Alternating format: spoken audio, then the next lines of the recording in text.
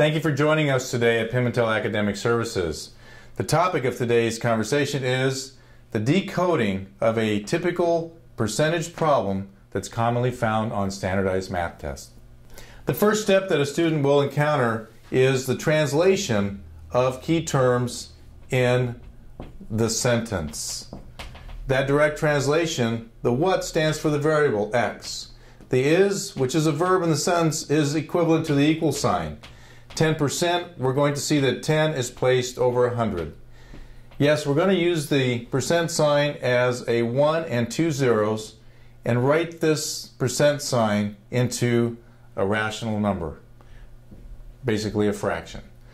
To use a decimal at this point oftentimes can be confusing, so let's stick with decoding this particular problem with the percent sign and utilizing the 100 in the denominator.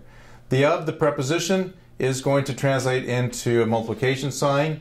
20%, we have 20 over 100 again. The again is a multiplication sign, and we have 300 over 1, a whole number. Next, we're going to utilize a tool, and that tool is for every 0 in the denominator, we're allowed to cancel a 0 in the numerator.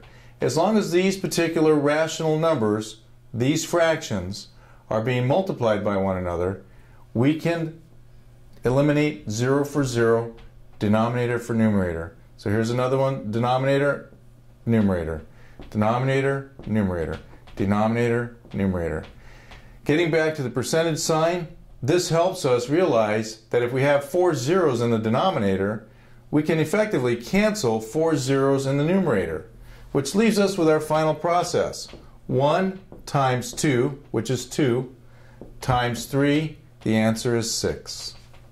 Now here's the real strategy.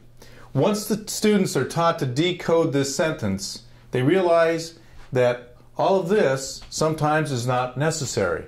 What they're going to see is the percent sign is 2 zeros in the denominator, 2 more zeros in the denominator, for a total of 4 zeros in the denominator.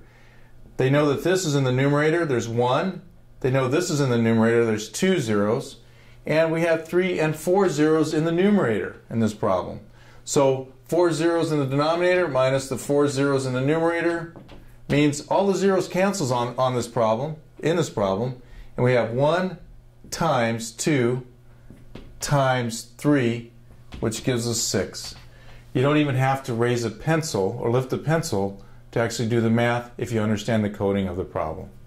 I hope you have enjoyed today's decoding of a percentage problem that's commonly found on standardized math tests. Thank you very much from Pimentel Academic Services.